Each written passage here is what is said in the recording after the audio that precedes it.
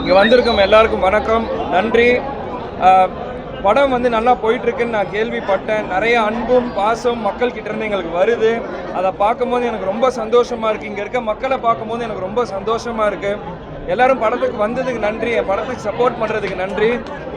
இதே மாதிரி தமிழ்நாடு ஃபுல்லாக என் படத்துக்கு நீங்கள் எல்லாருமே எங்கள் படத்துக்கு நீங்கள் எல்லாருமே சப்போர்ட் பண்ணணும். நானும் பொன்ராம் சார், சரத்குமார் சார் எல்லாருமே மக்களை சிரிக்க வைக்கணும்னு ஒரு முயற்சி எடுத்து நாங்கள் இந்த படத்தை பண்ணியிருக்கோம்.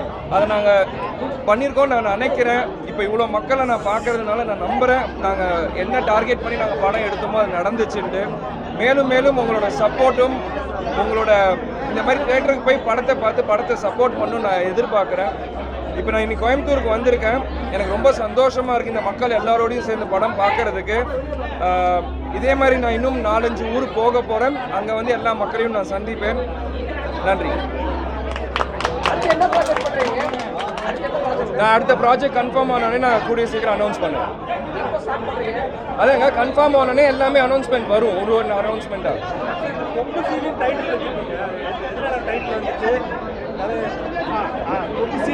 நம்ம எல்லாருக்குமே தேவைப்படுது. அப்படி சீட் எடுத்துட்டு ஒரு நாள் தேவைப்படுது. அந்த அடிப்படையில் தான் அந்த சீட் ரொம்ப நல்லா இருந்துச்சு. சரத் சார் கூட ஒர்க் பண்ண எக்ஸ்பீரியன்ஸ் ரொம்ப அருமையாக இருந்தது. ஏன்னா சரத் சார் வந்து அப்பாவோட பெரிய நண்பர். அவர் வந்து என்னையும் சார் எல்லாரையும் ஷூட்டிங் ஸ்பாட்டில் ரொம்ப நல்லா கவனிச்சுக்கிட்டாரு. ஒரு சீனியர் ஆர்டிஸ்ட்டு ஒரு இது இல்லாமல் எல்லாரையும் சமமாக ட்ரீட் பண்ணி எல்லாரையும் ஈஸியாக வச்சுக்கிட்டார். ரொம்ப சந்தோஷமாக இருந்துச்சு சரத்குமார் சாரோட ஆக்ட் பண்ணது. இந்த படத்தோட எக்ஸ்பீரியன்ஸ் எனக்கு இந்த படத்தில் பண்ண எல்லாமே ரொம்ப புதுசாக இருந்தது. ஏன்னா நீங்கள் உங்களுக்கே தெரியும், மீடியா மக்கள் எல்லாருமே கேட்டுட்ருக்கீங்க, ஏன் வெறும் ஃபைட் பண்ணுறீங்க, வெறும் சீரியஸான சப்ஜெக்ட் பண்ணுறீங்கன்ட்டு. அதை விட்டு மாறி பண்ண சப்ஜெக்ட் தான் இது.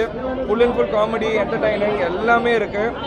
பொன்ராம் சார் எனக்கு நிறையா டைலாக் டெலிவரியாக இருக்கட்டும், ரியாக்ஷன் வைஸாக இருக்கட்டும் எல்லாமே நிறைய ஹெல்ப் பண்ணியிருக்காரு.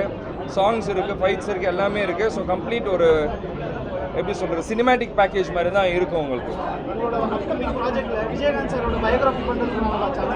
நான் பண்ண மாட்டேன்னு சொல்ல, கண்டிப்பாக பண்ணுவேன். அதுக்கு கரெக்டான டைரக்டர், கரெக்டான ஸ்கிரிப்ட் வரணும்.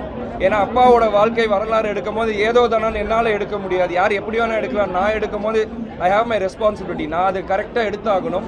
ஸோ அதெல்லாம் நான் கரெக்டாக அனலைஸ் பண்ணி தான் அதை பண்ணுவேன். அதுக்கு இப்போ வரணும், ஒரு 5 வருஷம் கழிச்சு வரணும்ல. நான் கரெக்டான ஸ்கிரிப்ட், கரெக்டான டேரக்டர் எல்லாம் கரெக்டாக அமைஞ்சு வந்தால் எப்போ வேணால் பண்ண ரெடியாக இருக்கும். அப்படிலாம் கிடையாது. எல்லா டேரக்டர் கூடயும் ஒர்க் பண்ண போகிறேன். நோன் டேரக்டர்ஸும் இருக்கலாம். புது டேரக்டர் வந்து என்கிட்ட கதை சொன்னாலும் நான் வேலை செய்ய தான் போகிறேன். கதை தான் முக்கியம். என்ன ப்ரொடக்ஷன்? இப்போதைக்கு நான் நடிக்க வந்திருக்கேங்க. நடிக்கிறத மட்டும் நான் பார்க்குறேன். சார் நான் இப்போதைக்கு நல்லா நடிக்க போகிறேன். அடுத்தடுத்து என்ன நடக்குதோ அது பார்த்துருக்கேன். நான் தான் இப்போ தான் சொன்னேன், நடிக்க வந்திருக்கேன், நடிக்க மட்டும்தான் வரப்போகிறேன். Okay, thank you.